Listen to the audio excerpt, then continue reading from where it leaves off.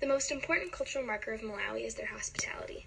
All across Africa, Malawi is referred to as the warm heart, and this just shows their affection and their hospitality towards each other.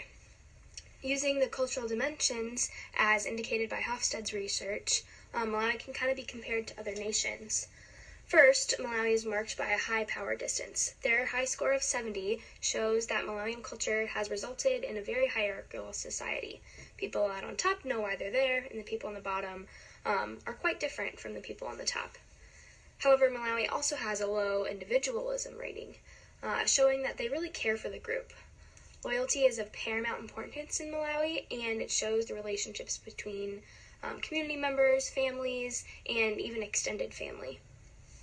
Malawi also has a low masculinity rating, showing that they care for life, and they're better labeled as a feminine society.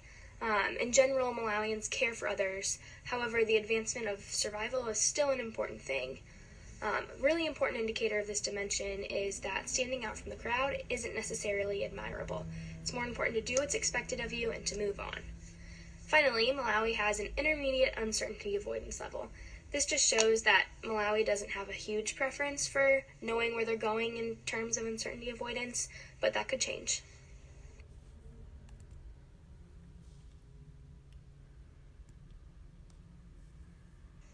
Leadership in Malawi is tricky, but you can kind of think about it in different tiers. At the highest level, you have the government and the political leaders. This level of leadership is very corrupt. There's a long line of corruption that comes passed down through the government, specifically through the office of the president, but there's many political leaders that also face corruption and don't have the best leadership qualities. The next tier would be like an intermediate level. This tier would be the leadership that comes from tenured professors or high-paid medical professional in Malawi. However, a lot of these people aren't Malawians. They are highly paid foreigners, so the leadership you see here isn't reflective of the leadership typical to Malawian culture. Finally, thinking about it on the lowest level, you have small business owners, family leaders, leaders in the classroom, religious leaders, and village leaders. In the leadership here, this is the most important part. Leaders here need to be headstrong and not be affected by the corruption and distance they see in the top two levels. So hopefully in the coming years, we'll see a big boom in leadership coming from our youngest tier and our smallest tier.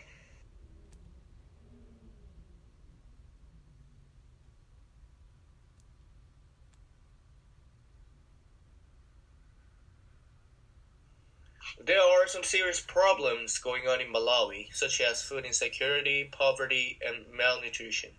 We chose food insecurity as an adaptive challenge. Food insecurity has an impact on Malawi in a number of ways. Some of these issues include undernourishment, which has spiked in recent years, food availability, and other economic and health-related issues. One of the things causing food insecurity in Malawi is poverty. 1 in 4 people in Malawi live in extreme poverty, meaning that food is something that is typically not readily available when needed. Malawi's population is growing rapidly, which puts an increased risk on individuals to experience the impacts of food insecurity. Also, natural disasters such as floods, droughts, cause food insecurity. 25% of the country has experienced drought more than 7 times in the last decade. Episodes of drought as well as flooding are increasing in frequency, intensity, and unpredictably in Malawi, giving the most vulnerable households inadequate time to recover. Effects of food insecurity in Malawi. Food insecurity makes HIV infection rate higher since food insecurity directly relates to immunity and health.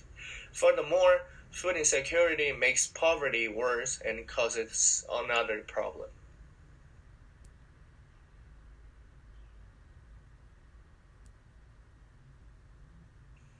USAID plays a big role in the previous and current strategies to combat food insecurity in Malawi. One of the biggest policies is the National Nutrition Policy and Strategic Plan, which was implemented in 1990. And the goal of the policy is to facilitate improvement of the nutritional status of all Malawians, with special emphasis on vulnerable groups such as pregnant and lactating mothers, children below the age of 15 years, orphans, the elderly, and people living with HIV and AIDS.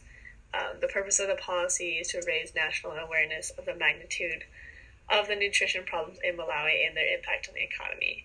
And like I said, they work a lot with USAID to kind of implement this policy and help combat food insecurity. The Comprehensive Africa Agriculture Development Program is another program that is actually throughout all of Africa, and it's Africa's policy framework for agriculture transformation, wealth creation, food security and nutrition, economic growth, and prosperity for all. And they have a certain amount of guidelines that each country has to meet, and currently Malawi is meeting its budgetary allocations for agriculture, so they take at least 10% of their budget and put it towards agriculture.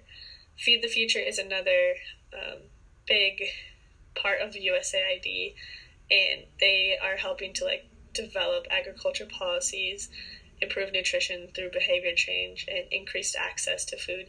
And they also focus a lot on investing in crops like dairy and legumes with high potential for domestic and export markets. So get a little bit more money into the agriculture sector, which could potentially help out the local communities.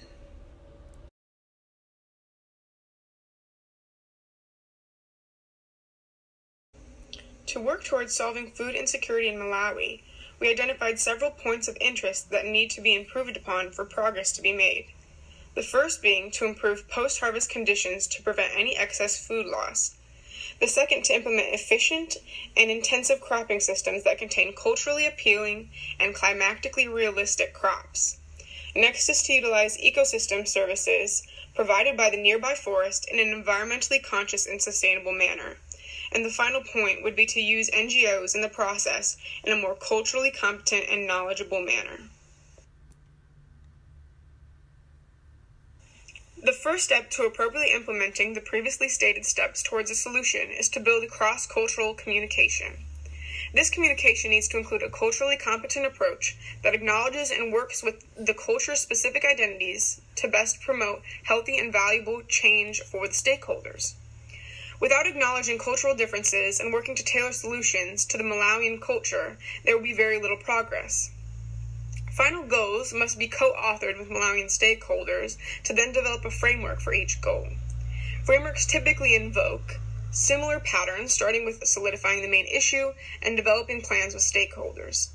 Next would be to develop appropriate, actionable responses that are realistic and sustainable for the region.